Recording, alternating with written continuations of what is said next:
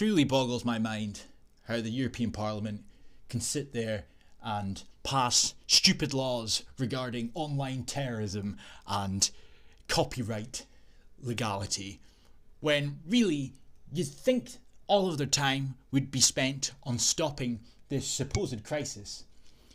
But really, it's pretty crystal clear at this point that we're being led to believe it's a crisis, but behind the scenes, it's nothing of the sort. In fact, it's pretty much instigated by the very people who proclaim to be opposed to it. It's becoming a repeat occurrence, really.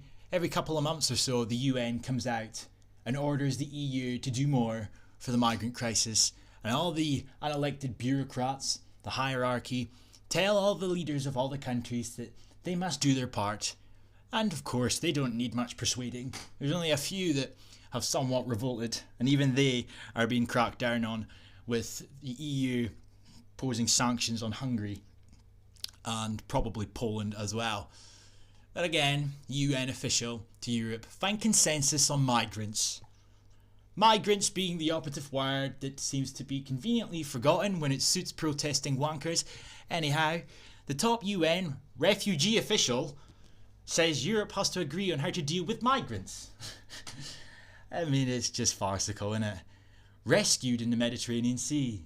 Yes, because the more we rescue, the more we'll end up needing rescued. It's a funny old way it works, like. After 2 days of talks with government officials in Italy, Filippo Grandi, the UN High Commissioner for Refugees, said Friday that European countries have to unite on addressing migrants arriving in Europe. Well, they wouldn't be arriving in Europe if they weren't being taken to Europe by NGOs and by European countries. Theoretically, they'd be sailing about the Mediterranean Sea, and that ain't our fucking problem. Or you'd think it wasn't our problem. But of course, well, we're meant to believe they're refugees, because, as I said, it's when it suits them. Grandi was very clear about the need to rescue anyone found at sea in the Mediterranean. But we don't take them back to where they came from after we make sure they're alright. Oh no, he said migrants should be taken to the nearest safe port. Oh yeah, of course. The more the merrier. Italy recently closed its ports to non-governmental organisation vessels engaged in rescuing migrants in the Mediterranean. The Italian Interior Minister Matteo Salvini has said he no longer will allow migrants to disembark at Italian ports, and he urged other European states to allow vessels carrying migrants into their ports.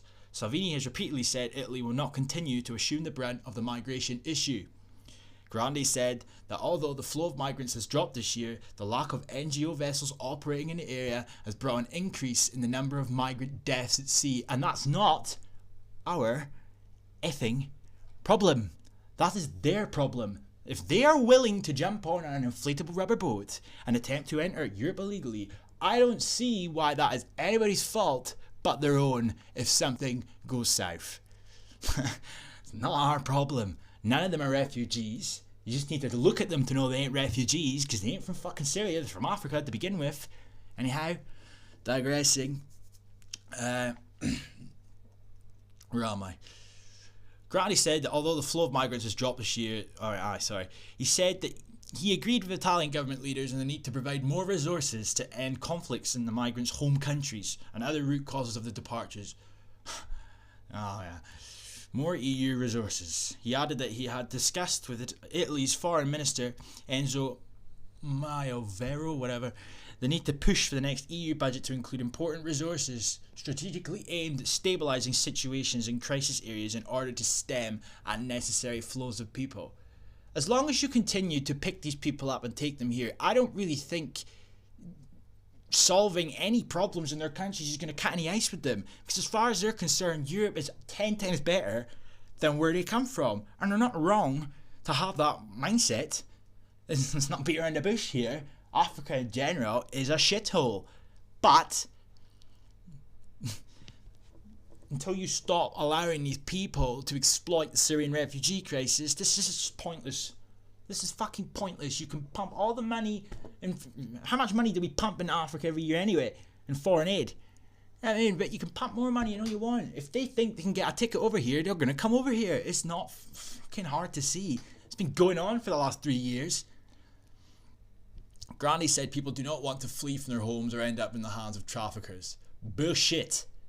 That's why offering economic security alternatives is very important, but this can only occur with resources that go beyond those of each individual member state. It is essential to establish a mechanism that will deal with the arrivals of migrants. Again, that in itself, that fucking first sentence there, that is implying or giving the impression that you're expecting this to continue and you're making preparations in order for this continuation.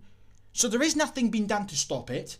You're actively telling the world that you're going to make preparations in order to keep up with the flow that you assume is going to continue, that you're encouraging to continue. I mean, am I missing the point here? I mean, what the fuck? If these politicians and the media would stop sitting around little tables and podiums banging on about why is populism on the rise and look closer to fucking home at the issues that are right in front of them, it's unbelievable, like. Oh my days. And what happens to them after their arrival? Yeah, again, though, so basically, if they don't get picked up by us, because that's what they're wanting, the UN's wanting us to do, and they get over here in their inflatable boat, they've arrived illegally, and then we have to decide what to do with them. And how many of them get pumped back? Because that's why there's all this uproar just now, as it is, about Libyan Coast Guard taking them back to Libya. Oh, they don't want that. Oh, that's not nice. It's not nice to do that. So how many of them do you really think are going to get sent back? I mean, it's fucking farcical. The majority of refugees who flee crisis areas go into neighbouring nations, Grandi said, but often these countries lack the resources to provide humanitarian assistance. Therefore, he added, transit nations also require reinforcement of institutions to deal with the migrant movements. He explained that at present the most complex and dangerous transit country is Libya, which is torn by violent conflict. Thanks Israel. Thanks UK. Thanks America.